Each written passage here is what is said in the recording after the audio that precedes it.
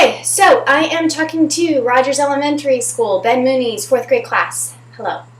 I've got some questions from you guys. They are brilliant, brilliant questions. And so I'm going to start with the first one. Rodney, Noah, and Michael. You wrote, how long did it take you to write your first book?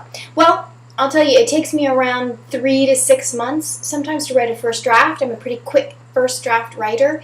And then it takes me a very long time to revise. So your teacher has probably mentioned this word, revision. Maybe he's mentioned it 30 or 40,000 times already this year.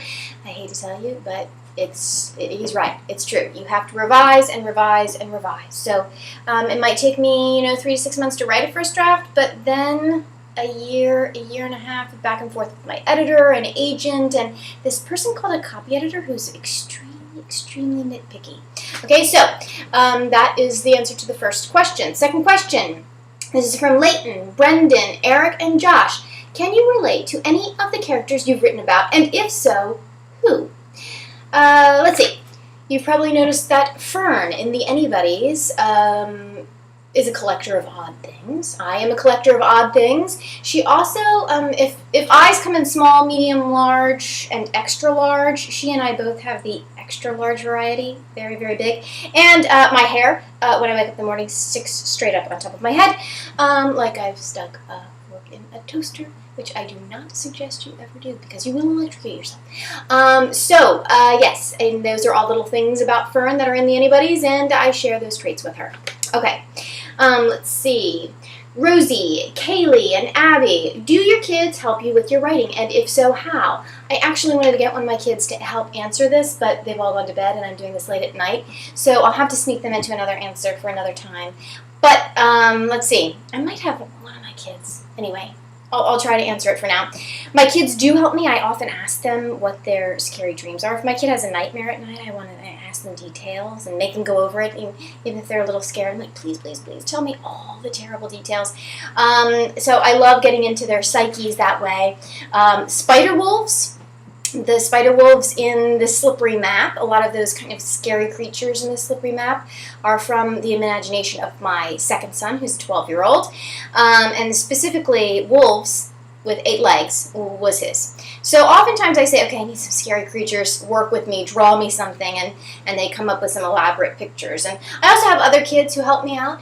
I'll ask kids at my kids' school to read the books that I'm working on and write comments and ideas, and I do some interviewing of kids too.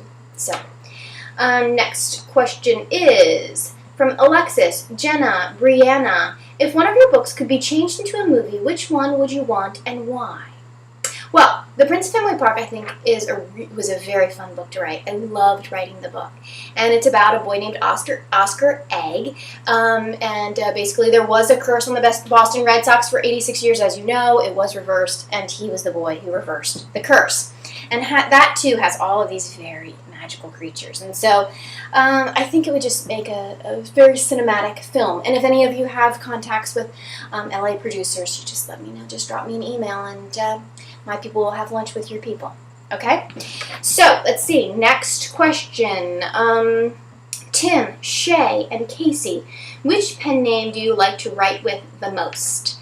Bode, of course, is one of my favorite pen names of all time.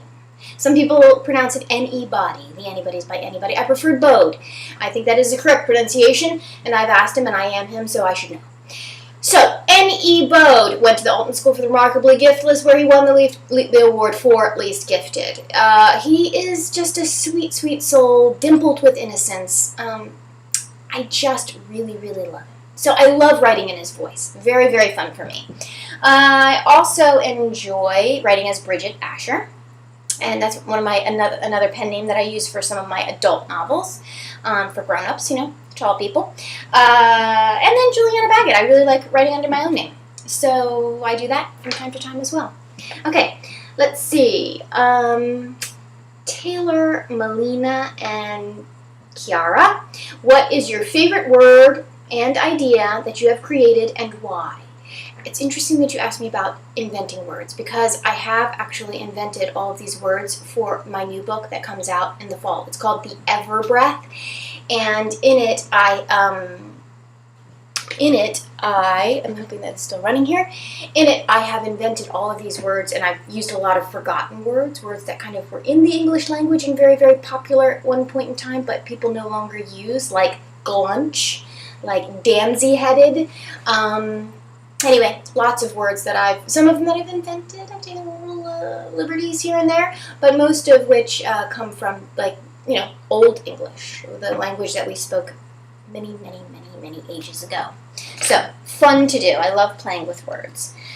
Let's see. And this is a question from Mr. Mooney himself. What advice would you give to young writers about being creative, and what do you feel is the most creative place for you to sit and write? Well, I write in my office. This is not my office. My office is much too messy for anyone to see. It is filled with books. They're stacked everywhere. Huge, huge stacks of books, much like Mrs. Appleplum's house in the Anybody's. And then I also tape all of my ideas to the walls. I collect all my little notions as I'm going through my day. So I end up with all these little tiny pieces of paper. And I masking tape them. Sometimes I only have mailing tape. And then I mailing tape them to the walls. And so when you walk into my office, it all flutters and skitters. The walls all, flap as if there are birds on them.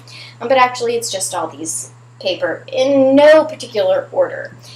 And it's just very messy. Sometimes my little breakfast dish will still be sitting there in the afternoon, and I have little stacks of coffee, that I've had all day long. I drink too much coffee, probably. So it's a messy, messy space. But there's something about that messy space and how I just kind of crawl into it, and my ideas can I can feel very relaxed because it's not tidy and uptight in any way, and I know that I can kind of just be myself, be very creative. I can be my own messy self. One of the great things about being a writer is that you can be messy, and people will just think, oh, it's the creative spirit. She is just that way. And so I take full advantage of that, and I have a very messy office. And I do sit there, and I write.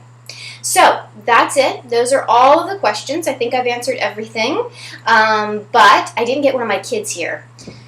Darn it. Next time. I promise next time I will get kids here. So, in some future answer. So if you are a school checking in and listening in to the brilliant questions of Mr. Mooney's class, 4th grade class at Rogers Elementary School, you can send in your own questions and I will answer them.